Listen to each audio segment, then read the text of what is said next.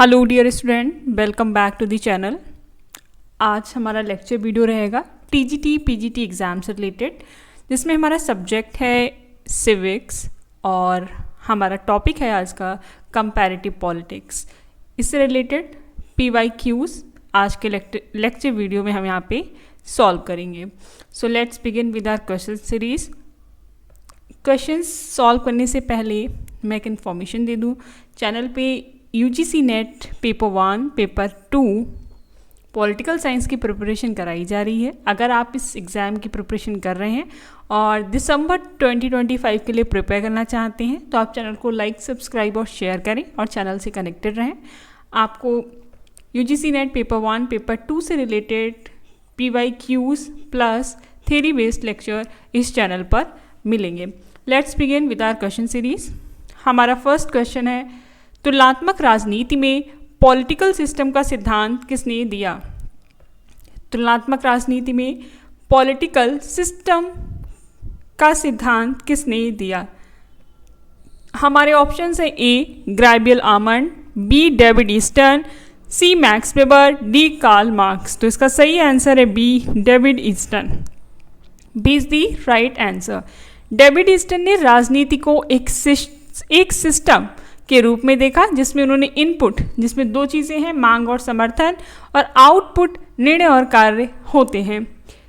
Next question देखिए। हमारा next question है, व्यवहारवादी क्रांति तुलनात्मक राजनीति में किस दशक में आया? बिहेवियरल रिवॉल्यूशन कंपैरेटिव पॉलिटिक्स में किस दशक में आया? हमारे ऑप्शंस हैं ए 1930 के दशक में, बी 1950 के दशक में, सी 1970 के दशक में, डी 1990 के दशक में। तो इसका सही आंसर है बी 1950 के दशक में। B is the right answer. 1950 के दशक में पॉलिटिकल साइंस में बिहेवियरल रिवॉल्यूशन यानी व्यवहारवादी क्रांति आई, जिसमें व्यवहार और अनुभवजन्य एम्पिरिकल अध्ययन पर बल दिया गया।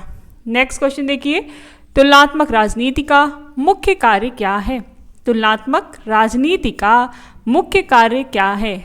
हमारे ऑप्शंस हैं ए केवल कानून बनाना, बी, अगर आपको लेक्चर वीडियोस पसंद आ रहे हैं तो आप चैनल को लाइक, सब्सक्राइब और शेयर करें। चैनल पे जल्द ही BEd एग्ज़ाम जो एंट्रेंस एग्ज़ाम होता है उससे रिलेटेड भी PYQs यहाँ पे अपलोड किए जाएंगे। और अगर आप एंट्रेंस एग्ज़ाम की तैयारी करना चाहते हैं तो आप चैनल से कनेक्टेड रहें। हमारा सेकेंड ऑप्शन है, विभिन्न राजनीतिक प्रणालियों का तुलनात्मक अध्ययन करना, सी केवल चुनाव कराना, डी केवल न्यायपालिका का अध्ययन करना। तो इसका सही आंसर है बी विभिन्न राजनीतिक प्रणालियों का तुलनात्मक अध्ययन करना। B is the right answer. तुलनात्मक राजनीति का उद्देश्य विभिन्न देशों की संस्थाओं, प्रक्रियाओं और नीतियों की तुलना करना है। हमारा नेक्स्ट क्वेश्चन क्या है, आइए देखते हैं। आधुनिक तुलनात्मक राजनीति में किस तरह की पद्धतियों का ज़्यादा प्रयोग होता है? एक बार फिर क्वेश्चन रिपीट कर रही हूँ। आधुनिक तुलनात्मक राजनीति में किस तरह की पद्धति यानी मेथड्स का ज़्यादा प्रयोग होता है? हमारे ऑप्शंस हैं ए मात्र कानूनी विश्लेषण, बी सांख्यिकी एवं वैज्ञानिक पद्धति, सी धार्मिक पद्धति, डी पारंपरिक पद्धति। तो इसका सही आंसर है बी सांख्यिकीय व वैज्ञानिक पद्धति। B is the right answer. सांख्यिकीय व वैज्ञानिक पद्धति सही आंसर है। देखिए, आधुनिक तुलनात्मक राजनीति में डेटा, केस स्टडी और स्टैटिक तरीके से तुलनात्मक विश्लेषण किया जाता है। हमारा नेक्स्ट क्वेश्चन क्या है, आइए देखते हैं। क्रॉस नेशनल कंपैरिजन का मतलब क्या है? क्रॉस नेशनल कंपैरिजन का मतलब क्या है? हमारे ऑप्शंस हैं ए केवल अपने देशों का अध्ययन, बी दो या दो से अधिक देशों की तुलना, सी केवल अतीत का अध्ययन, डी केवल पश्चिमी देशों का अध्ययन। तो इसका सही आंसर है बी दो या दो से अधिक देशों की तुलना। B is the right answer. दो या दो से अधिक देशों की तुलना करना क्रॉस नेशनल कंपैरिजन कहलाता है। अलग अलग देशों के राजनीतिक ढांचों, उनकी प्रक्रियाओं और परिणामों की तुलना करना, ये क्रॉस नेशनल कंपैरिजन में आता है। हमारा नेक्स्ट क्वेश्चन देखिए। नेक्स्ट क्वेश्चन है, तुलनात्मक राजनीति के अंतर्गत किस प्रकार की इकाइयों की तुलना की जाती है? कंपैरेटिव पॉलिटिक्स में किस तरह की यूनिट्स को कंपेयर किया जाता है? ऑप्शन है ए केवल देश, बी केवल राज्यों के बीच, सी देश राज्य संस्थाएं प्रक्रियाएं सभी, डी केवल व्यक्ति। तो इसका सही आंसर है सी देश राज्य संस्थाएं प्रक्रियाएं सभी, इन सभी का कंपैरिजन किया जाता है। C is the right answer.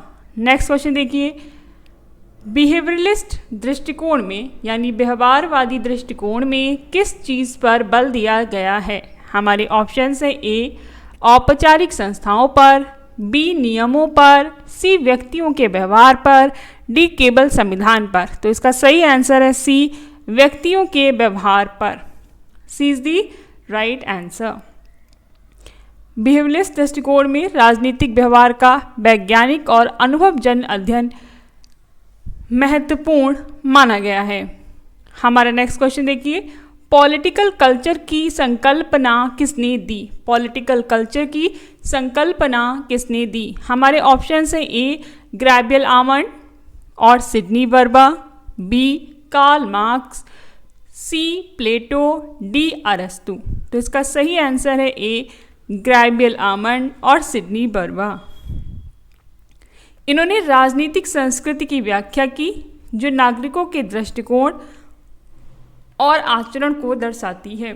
इस क्वेश्चन का सही आंसर है ए ग्रैबियल आमंड और सिडनी वर्बा। नेक्स्ट क्वेश्चन देखिए। हमारा नेक्स्ट क्वेश्चन है, तुलनात्मक राजनीति के अध्ययन में फंक्शनल अप्रोच किस पर बल देता है? हमारे ऑप्शंस हैं ए केवल संविधान पर, बी संस्थाओं द्वारा निभाई जा रही भूमिकाओं पर, सी धर्म पर, डी ऐतिहासिक घटनाओं पर। तो इसका सही आंसर है बी संस्थाओं द्वारा निभाई जा रही भूमिकाओं पर। B is the right answer. Functional approach यह देखता है कि कोई संस्था वास्तव में क्या कार्य करती है, ना कि केवल उसका औपचारिक ढांचा क्या है। हमारा नेक्स्ट क्वेश्चन देखिए क्या है। बिहेवियरलिज्म यानी व्यवहारवाद ने तुलनात्मक राजनीति में किस पर बल दिया? ए कानूनी ढांचा, बी राजनीतिक संस्थाओं का औपचारिक अध्ययन, ऑप्शन सी राजनीतिक व्यवहार का वैज्ञानिक अध्ययन, डी ऐतिहासिक विश्लेषण। तो इसका सही आंसर है सी राजनीतिक व्यवहार का वैज्ञानिक अध्ययन। C is the right answer. Next question देखिए, तुलनात्मक राजनीति में किसका योगदान सबसे अधिक माना जाता है? तुलनात्मक राजनीति में किसका योगदान सबसे ज़्यादा माना जाता है? हमारे ऑप्शन से ए अरस्तु, B Machiavelli, C David Easton, D प्लेटो। तो इसका सही आंसर है ए अरस्तु। ए इज दी राइट आंसर। कहा जाता है कि अरस्तु ने ही लगभग 158 देशों के संविधानों का तुलनात्मक अध्ययन किया था, तब से ही तुलनात्मक अध्ययन शुरू हुआ था। नेक्स्ट क्वेश्चन देखिए, तुलनात्मक राजनीति का पारंपरिक अध्ययन किस विषय पर केंद्रित था? हमारे ऑप्शन हैं ए राजनीतिक संस्कृति, बी संवैधानिक प्रावधानों पर, सी समाजशास्त्रीय तत्वों पर, डी आर्थिक संरचनाओं पर। तो इसका सही आंसर है बी संवैधानिक प्रावधानों पर। जब हमारा ट्रेडिशनल तुलनात्मक राजनीति का जो ट्रेडिशनल स्टडी होती थी, जो पारंपरिक अध्ययन किया जाता था, वो मोस्टली कॉन्स्टिट्यूशंस को कंपेयर करने पर जोर देता था। तो इसका सही आंसर क्या है? बी संवैधानिक प्रावधानों पर। नेक्स्ट क्वेश्चन देखिए, तुलनात्मक राजनीति का प्रमुख दृष्टिकोण क्या है? हमारे ऑप्शन है ए वैधानिक दृष्टिकोण, बी व्यवहारवादी दृष्टिकोण, सी धार्मिक दृष्टिकोण, डी पारंपरिक दृष्टिकोण। तो इसका सही आंसर है बी व्यवहारवादी दृष्टिकोण। B is the right answer. Next question देखिए, तुलनात्मक राजनीति के अध्ययन की शुरुआत कब मानी जाती है? हमारे ऑप्शंस हैं ए प्राचीन यूनान काल, बी 19वीं सेंचुरी, सी द्वितीय विश्व युद्ध के बाद, डी स्वतंत्रता के बाद। तो इसका सही आंसर है सेकेंड वर्ल्ड वॉर के बाद। हालांकि कंपैरिजन मेथड जो था वो बहुत पहले ही शुरू हो चुका था, लेकिन इन्होंने एक विधिवत तरीके से बात की है, तो उसका आंसर हो जाएगा सेकेंड वर्ल्ड वॉर के बाद से। नेक्स्ट क्वेश्चन देखिए, तुलनात्मक राजनीति में इनपुट आउटपुट मॉडल किसका सिद्धांत है? हमारे ऑप्शंस हैं A Gabriel Almond, B David Easton, C Herbert Simon, D Karl Marx. तो इसका सही आंसर है B David Easton. B is the right answer. David Easton ने राजनीतिक प्रणाली को एक ओपन सिस्टम के रूप में देखा जहां समाज की मांगे, नीति और निर्णय बदलते थे। नेक्स्ट क्वेश्चन देखिए, स्ट्रक्चरल फंक्शनल दृष्टिकोण किसने विकसित किया? संरचनात्मक प्रकार्यात्मक दृष्टिकोण किसने विकसित किया? हमारे ऑप्शंस हैं A Gabriel Almond, B David Easton, C Plato, D Aristotle. तो इसका सही आंसर होगा A Gabriel Almond. A is the right answer. Gabriel Almond ने संरचनात्मक प्रकारात्मक दृष्टिकोण विकसित किया जिसमें संस्थाओं की भूमिकाओं और कार्यों पर ध्यान दिया गया। हमारा नेक्स्ट क्वेश्चन देखिए क्या है, बिहेवियरलिज्म की आलोचना क्यों हुई? हमारे ऑप्शंस हैं यह वैज्ञानिक नहीं था, बी यह व्यावहारिक नहीं था, सी यह केवल पश्चिमी देशों पर केंद्रित था, डी यह ऐतिहासिक दृष्टि को महत्व देता था। तो इसका सही आंसर है सी यह केवल पश्चिमी देशों पर केंद्रित था। सी इज दी राइट आंसर। यह केवल पश्चिमी देशों पर केंद्रित था। आलोचकों का कहना था बिहेवियरलिज्म मुख्य रूप से पश्चिमी लोकतंत्र के अनुभवों पर आधारित था, विकासशील देशों को नज़रअंदाज करता था। नेक्स्ट क्वेश्चन देखिए, कंपैरेटिव पॉलिटिक्स में पॉलिटिकल सोशलाइजेशन किसका अध्ययन करता है? राजनीतिक सामाजिकरण किसका अध्ययन करता है? हमारे ऑप्शन से ए ग्रहों की संरचना, बी व्यक्तियों के राजनीतिक दृष्टिकोण के निर्माण की प्रक्रिया, सी केवल चुनाव का परिणाम, डी केवल संविधान। तो इसका सही आंसर है बी व्यक्तियों के राजनीतिक दृष्टिकोण के निर्माण की प्रक्रिया। B is the right answer. राजनीतिक समाजीकरण नागरिकों के राजनीतिक मूल्यों, दृष्टिकोणों और आदतों के विकास की प्रक्रिया है।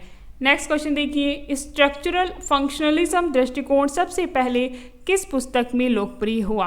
हमारे ऑप्शंस हैं A the civic culture, B the politics of the developing areas, C comparative politics a developmental approach, D political system. तो इसका सही आंसर है C comparative politics a developmental approach. तुलनात्मक राजनीति एक विकासात्मक उपागम। C is the right answer. Next question देखिए, तुलनात्मक राजनीति में इनपुट और आउटपुट शब्द किसने दिए? तो हमारे ऑप्शंस हैं A Gabriel Almond, B David Easton, C Lucian Pye, D Sidney Verba. इसका सही आंसर है बी डेविड ईस्टन।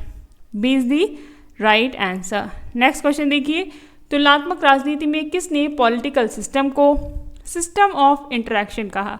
हमारे ऑप्शंस हैं A David Easton, B Gabriel Almond, C Plato, D Machiavelli. तो इसका सही आंसर है A David Easton. A is the right answer. David Easton ने राजनीतिक प्रणाली को एक इंटरैक्शन सिस्टम के रूप में परिभाषित किया जो समाज की मांगों और समर्थन को नीतियों में बदलता है। हमारा नेक्स्ट क्वेश्चन है, बिहेवियरलिज्म में वैल्यू फ्री अध्ययन का क्या अर्थ है? हमारे ऑप्शंस हैं ए केवल मानवीय मूल्यों का अध्ययन करना, बी अध्ययन में व्यक्तिगत पूर्वाग्रह को न रखना, सी केवल धार्मिक दृष्टिकोण अपनाना, डी ऐतिहासिक दृष्टिकोण अपनाना। तो इसका सही उत्तर है बी अध्ययन में व्यक्तिगत पूर्वाग्रह को न रखना। आप किसी चीज़ की स्टडी कर रहे हैं तो उस स्टडी में अपना जो पर्सनल पर्सपेक्टिव है पहले से बना हुआ उसको स्टडी में शामिल नहीं किया जाना चाहिए। यहाँ पे ये प्रिजुडियस अप्रोच की बात कर रहे हैं जो नहीं होना चाहिए। B is the right answer. इन्होंने क्या कहा है देखिए, एक्सप्लेनेशन, अध्ययन वैज्ञानिक और निष्पक्ष होना चाहिए। शोधकर्ता जो हमारा रिसर्च कैंडिडेट है इसकी निजी मान्यताओं से प्रभावित नहीं होना चाहिए। नेक्स्ट क्वेश्चन देखिए, बिहेवियरलिस्ट दृष्टिकोण किस प्रकार की पद्धति पर आधारित है? ए वर्णनात्मक, बी अनुभवजन्य, सी दार्शनिक, डी धार्मिक। तो इसका सही आंसर है बी अनुभवजन्य। एम्पिरिकल मेथड को यूज करता है behaviouralist theory. B is the right answer. व्यवहारवादी दृष्टिकोण राजनीति के अध्ययन को अनुभवजन्य तथ्यों और प्रमाणों पर आधारित करता है। तो इस क्वेश्चन का सही आंसर है B, empirical method. Next question देखते हैं। देखिए, व्यवहारवाद के 8 इंटेलेक्चुअल बेसिस बताए जा रहे हैं। इनका एक तरीका देखते हैं क्या है। पहला आपका रहेगा, जो इनका क्रोनोलॉजी है ये भी आप याद रख सकते हैं। ए, रेगुलरिटीज, समानता या नियमितता इसको बोलते हैं, नियमों पर आधारित। बी, वेरिफिकेशन, सत्यापन। C, technique, quantification, value free approach, systematisation, व्यवस्थाकरण, प्योर साइंस और इंटीग्रेशन। ये 8 व्यवहारवादी उपागम के मेन पॉइंट्स हैं जिनको बोला भी जाता है इंटेलेक्चुअल बेसिस, बौद्धिक आधारशिला, ये टर्म इस्तेमाल किया जाता है। तो इनको आपको याद करना है, ये क्वेश्चन में आते भी हैं। नेक्स्ट क्वेश्चन देखिए, व्यवहारवाद का कौन सा बिंदु इंटरडिसिप्लिनरी अध्ययन को बढ़ावा देता है? इंटरडिसिप्लिनरी का मतलब है अनुशासनात्मक अध्ययन, यानी कि स्टडी जो है वो लिंक करती है, एक सब्जेक्ट का दूसरे सब्जेक्ट से लिंक होना इंटरडिसिप्लिनरी अप्रोच कहलाता है। हमारे ऑप्शंस देखिए क्या है। A, regularities, B, technique, C, pure science, D, integration. तो इसका सही आंसर है डी, इंटीग्रेशन, एकीकरण। D is the right answer. देखिए, व्यवहारवाद में विभिन्न विषयों, चाहे वो अर्थशास्त्र हो, समाजशास्त्र हो, मनोविज्ञान, इनको जोड़कर राजनीति का अध्ययन किया जाता है। इसी स्टडी को हम इंटरडिसिप्लिनरी अप्रोच बोलते हैं, जो बिहेवियरिस्ट थियरी में इंटीग्रेशन में देखने को मिलती है। नेक्स्ट क्वेश्चन देखिए, व्यवहारवाद में किस आधार पर शोधकर्ताओं के दृष्टिकोण को महत्वपूर्ण माना जाता है? हमारे ऑप्शन है A, technique, B, normativism, sophisticated theory, D, value free approach. तो इसका सही आंसर है C, sophisticated theory. C is the right answer. व्यवहारवाद में जटिल और परिष्कृत, सोफिस्टिकेटेड का मतलब है परिष्कृत सिद्धांतों के विकास पर बल दिया जाता है। हमारा नेक्स्ट क्वेश्चन है, व्यवहारवाद किस तरह के विज्ञान का अनुकरण करता है? व्यवहारवाद किस तरह के विज्ञान का अनुकरण करना चाहता है? हमारे ऑप्शंस हैं ए, धार्मिक विज्ञान, बी, शुद्ध विज्ञान, सी, सामाजिक विज्ञान, डी, दर्शन। तो इसका सही आंसर है बी, शुद्ध विज्ञान। B is the right answer. व्यवहारवाद का उद्देश्य राजनीति विज्ञान को भौतिक विज्ञानों की तरह सटीक और वैज्ञानिक बनाना था। नेक्स्ट क्वेश्चन देखिए, व्यवहारवाद में अनुसंधान पद्धतियों जैसे सर्वेक्षण, साक्षात्कार आदि को क्या कहा जाता है? हमारे ऑप्शन है A, technique, B, regularities, C, pure science, D, value free approach. तो इसका सही आंसर है A, techniques. A is the right answer. Next question देखिए, हमारा नेक्स्ट क्वेश्चन है, व्यवहारवाद के किस आधार में गणना और मापन का प्रयोग होता है? हमारे ऑप्शन से A, regularities, B, quantification, C, technique, D, pure science. तो इसका सही आंसर है B, quantification. B is the right answer. Quantification में हम आंकड़ों का विश्लेषण करते हैं, सर्वेक्षण और सांख्यिकीय पद्धति आदि का उपयोग किया जाता है।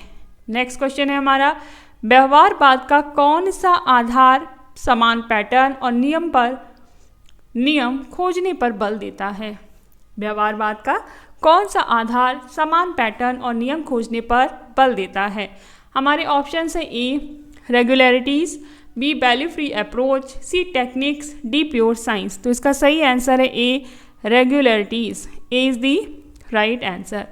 राजनीति में समान घटनाओं और व्यवहार के सामान्य पैटर्न या नियमों की तलाश। नेक्स्ट क्वेश्चन देखिए, पोस्ट बिहेवियरिज्म का मुख्य नारा क्या था? हमारे ऑप्शन है A, pure science, B, relevance and action, C, value free approach, D, only data collection. तो इसका सही आंसर है B, relevance and action. B is the right answer. देखिए उन्होंने बोला कि केवल डेटा इकट्ठा करना पर्याप्त नहीं है, बल्कि अध्ययन समाज की समस्याओं को हल करने में भी उपयोगी होना चाहिए। ये इसका सही एक्सप्लेनेशन है। तो जो उत्तर व्यवहारवाद है इसका मुख्य नारा ही यही था। नेक्स्ट क्वेश्चन देखिए, उत्तर व्यवहारवाद या पोस्ट बिहेवियरिज्म का प्रमुख आलोचक और प्रवर्तक कौन था? हमारे ऑप्शंस हैं A David Easton, B Gabriel Almond, C Plato, D Machiavelli. तो इसका सही आंसर है A David Easton. A is the right answer. David Easton ने पोस्ट बिहेवियरिज्म की नींव रखी और कहा कि राजनीति विज्ञान को प्रासंगिक यानी रिलीवेंट और क्रियाशील यानी एक्शन ओरिएंटेड होना चाहिए। जो भी हमने ऊपर पढ़ा था रिलीवेंस एंड एक्शन ओरिएंटेड, इसका यही मतलब है कि राजनीति विज्ञान को प्रासंगिक और क्रियाशील होना चाहिए। नेक्स्ट क्वेश्चन देखिए, उत्तर व्यवहारवाद आंदोलन किस दशक में प्रमुख हुआ या शुरू हुआ? किस दशक में शुरू हुआ? हमारे ऑप्शन है ए 1940, बी 1950, सी 1960, डी 1980। तो इसका सही आंसर है सी 1960। सी इज द राइट आंसर। 1960 के दशक में 1960 के दशक में अमेरिका में सामाजिक उथल पुथल के कारण पॉलिटिकल साइंस में पोस्ट बिहेवियरिज्म का विकास हुआ था। नेक्स्ट क्वेश्चन देखिए, उत्तर व्यवहारवाद के अनुसार पॉलिटिकल साइंस को किस पर अधिक ध्यान देना चाहिए? ए केवल सांख्यिकी टेक्निक पर, बी समाज की तत्काल समस्याओं पर, सी केवल संस्थाओं की संरचना पर, डी ऐतिहासिक घटनाओं पर। तो इसका सही आंसर है बी समाज की तत्काल समस्याओं पर। B is the right answer. देखिए उत्तर व्यवहारवाद का मानना था कि राजनीतिक अध्ययन का उद्देश्य सामाजिक बदलाव और सुधार होना चाहिए। नेक्स्ट क्वेश्चन देखिए, उत्तर व्यवहारवाद के अनुसार किसका संतुलन आवश्यक है? ए रिलेवेंस और रिगॉर, बी केवल डेटा और डेटा, सी केवल वैल्यूज, डी ओनली साइंस। तो इसका सही आंसर है A relevance and rigour. A is the right answer. अध्ययन कैसा हो? सटीक होना चाहिए और रिलेवेंट होना चाहिए, समाज के लिए उपयोगी। नेक्स्ट क्वेश्चन देखिए, उत्तर व्यवहारवाद की सबसे बड़ी आलोचना क्या है? हमारे ऑप्शंस हैं ए यह वैज्ञानिक नहीं है, बी यह व्यवहार पर जोर नहीं देता, सी यह पूर्णतः व्यवहारवाद को नकारता है, डी यह केवल आंकड़े ही देखता है। तो इसका सही आंसर है सी यह पूर्णतः व्यवहारवाद को नकारता है। C is the right answer. यह पूर्णतः व्यवहारवाद को नकारता है। आलोचक कहते हैं कि पोस्ट बिहेवियरिज्म में व्यवहारवाद के वैज्ञानिक दृष्टिकोण की उपेक्षा की गई है। इसका एक लेक्चर वीडियो अपलोड किया जाएगा जो थ्योरी बेस्ड होगा, जिसमें हम व्यवहारवाद और उत्तर व्यवहारवाद का डिफरेंस यहाँ पे क्लियर कर देंगे।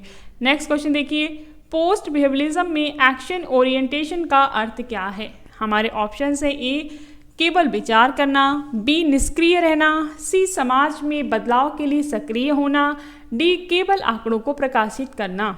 तो इसका सही आंसर है सी समाज में बदलाव के लिए सक्रिय होना। सी इज दी राइट आंसर। अगर आपको हमारे लेक्चर वीडियोस पसंद आ रहे हैं तो आप चैनल को लाइक, सब्सक्राइब और शेयर करें, चैनल से कनेक्टेड रहें। इसी तरह के PYQ बेस्ड क्वेश्चन सीरीज आती रहेगी और आपके लिए पॉलिटिकल साइंस से related basic to advance theory based lectures भी चैनल पे अपलोड किए जा रहे हैं। इस क्वेश्चन का सही आंसर है सी समाज में बदलाव के लिए सक्रिय होना। नेक्स्ट क्वेश्चन देखिए, पोस्ट बिहेवियरिज्म का संबंध किससे था? हमारे ऑप्शन से ए केवल पश्चिमी लोकतंत्रों से, बी सामाजिक न्याय और सुधार से, सी केवल डेटा संग्रह से, डी धार्मिक शिक्षा से। तो इसका सही आंसर है बी सामाजिक न्याय और सुधार से। B is the right answer. Next question देखिए, पोस्ट बिहेवियरिज्म का आंदोलन का उदय क्यों हुआ था? कारण क्या था उत्तर व्यवहारवाद आंदोलन की शुरू होने का? हमारे ऑप्शन से ए केवल आंकड़ों की कमी के कारण, बी समाज की बढ़ती समस्याओं और विद्रोह के कारण, सी धार्मिक कारणों से, डी केवल ऐतिहासिक कारणों से। तो इस क्वेश्चन का सही आंसर है बी समाज की बढ़ती समस्याओं और विद्रोह के कारण। B is the right answer. 1960 के दशक में अमेरिका में नस्लीय संघर्ष, वियतनाम वॉर, अन्य सामाजिक आंदोलनों ने अधिक प्रासंगिक बनाने की मांग की कि पॉलिटिकल साइंस को ज़्यादा रिलीवेंट बनाया जाए। ये सिर्फ इसी रूम्स में बैठकर सॉल्व किए जाने तक नहीं सीमित रहना चाहिए, बल्कि इसकी पॉलिटिकल साइंस के द्वारा न्यू प्रॉब्लम्स को, जो रियल प्रॉब्लम्स है, उनका सोल्यूशन भी होना चाहिए। नेक्स्ट क्वेश्चन देखिए, पॉजिटिविज्म के जनक कौन हैं? प्रत्यक्षवाद के जनक कौन हैं? A Karl Marx, B Auguste Comte, C David Easton, D Gabriel Almond. तो इसका सही आंसर है B Auguste Comte. B is the right answer. ये फ्रांसीसी विचारक हैं, इनका नाम है ऑगस्ट कॉम्टे। इन्होंने पॉजिटिविज्म या प्रत्यक्षवाद की थ्योरी रिप्रेजेंट की, इसलिए इन्हें फादर ऑफ पॉजिटिविज्म कहा जाता है। उन्होंने विज्ञान को समाज विज्ञान में लागू करने की बात की। नेक्स्ट क्वेश्चन देखिए, पॉजिटिविज्म किस प्रकार के दृष्टिकोण का विरोध करता है? ए अनुभवजन्य दृष्टिकोण, बी दार्शनिक अतार्किक दृष्टिकोण, सी वैज्ञानिक दृष्टिकोण, डी सांख्यिकीय दृष्टिकोण। तो इसका सही आंसर है बी दार्शनिक और अतार्किक दृष्टिकोण। B is the right answer. Positivism दार्शनिक अटकलों और मूल्य आधारित दृष्टिकोण के बजाय वैज्ञानिक पद्धति पर जोर देता है। हमारा नेक्स्ट क्वेश्चन है, पॉजिटिविज्म का प्रमुख नारा क्या माना जाता है? हमारे ऑप्शन हैं A politics for politics, B science of society, C religion for society, D only ethics. तो इसका सही आंसर है B science of society. B is the right answer. Positivism का उद्देश्य है समाज का अध्ययन उसी तरह करना जैसे प्रकृति का नियमों और प्रमाणों के आधार पर होता है। हमारा नेक्स्ट क्वेश्चन क्या है? आइए नेक्स्ट क्वेश्चन देखते हैं। पॉजिटिविज्म में अध्ययन का आधार क्या होता है? हमारे ऑप्शन हैं ए व्यक्तिगत अनुभव, बी प्रमाण और परीक्षण योग्य तथ्य, सी धार्मिक ग्रंथ, डी नैतिक विचार। तो इसका सही आंसर है बी प्रमाण और परीक्षण योग्य तथ्य। B is the right answer. Positivism केवल उन्हीं बिंदुओं को मान्यता देता है जो वैज्ञानिक रूप से परखी जा सकती हैं। नेक्स्ट क्वेश्चन देखिए, पॉजिटिविज्म के अनुसार राजनीति विज्ञान का किस प्रकार का विज्ञान होना चाहिए? पॉजिटिविज्म के अनुसार पॉलिटिकल साइंस को किस तरह का साइंस होना चाहिए? हमारे ऑप्शन हैं ए मानवीय मूल्यों का विज्ञान, बी मूल्य मुक्त विज्ञान, सी केवल नैतिक विज्ञान, डी धार्मिक विज्ञान। तो इसका सही आंसर है मूल्य मुक्त विज्ञान। B is the right answer. राजनीति विज्ञान को वस्तुनिष्ठ और पूर्वाग्रह मुक्त होना चाहिए। नेक्स्ट क्वेश्चन देखिए, पॉजिटिविज्म का प्रभाव किसके उत्थान में विशेष रूप से देखा गया? हमारे ऑप्शन हैं ए व्यवहारवाद, बी उत्तर व्यवहारवाद, सी आइडियलिज्म, डी नॉर्मेटिज्म। तो इसका सही आंसर है ए व्यवहारवाद। ए इज दी राइट आंसर। व्यवहारवाद ने भी वैज्ञानिक पद्धति, अनुभवजन्य अध्ययन और सांख्यिकी पर बल देकर पॉजिटिविज्म की परंपरा को आगे बढ़ाया। नेक्स्ट क्वेश्चन देखिए, हमारा नेक्स्ट क्वेश्चन है, पॉजिटिविज्म का विरोध किस दृष्टिकोण से हुआ? ए व्यवहारवाद से, बी उत्तर व्यवहारवाद, सी यथार्थवाद से, डी संरचनात्मकवाद से। तो इसका सही आंसर है बी उत्तर व्यवहारवाद से। B is the right answer. केवल वैज्ञानिक होना पर्याप्त नहीं है, बल्कि अध्ययन समाज के लिए प्रासंगिक भी होना चाहिए। नेक्स्ट क्वेश्चन देखिए, हमारा नेक्स्ट क्वेश्चन क्या है, पॉजिटिविज्म का विकास मुख्य रूप से किस शताब्दी में हुआ? हमारे ऑप्शन है ए 17वीं शताब्दी, बी 18वीं शताब्दी, सी 19वीं शताब्दी, डी 20वीं शताब्दी। तो इसका सही आंसर है C 19th century. C is the right answer. 19वीं शताब्दी में ऑगस्ट कॉम्टे ने पॉजिटिविज्म की संकल्पना दी, जो बाद में समाज विज्ञान के विभिन्न क्षेत्रों में फैली। नेक्स्ट क्वेश्चन देखिए, प्रत्यक्षवाद के अनुसार समाज में कौन सा तरीका निष्कर्ष तक पहुंचने का सबसे उपयुक्त तरीका है? ए धार्मिक व्याख्या, बी वैज्ञानिक पद्धति, सी दार्शनिक तर्क, डी काव्यात्मक शैली। तो इसका सही आंसर है बी वैज्ञानिक पद्धति। B is the right answer.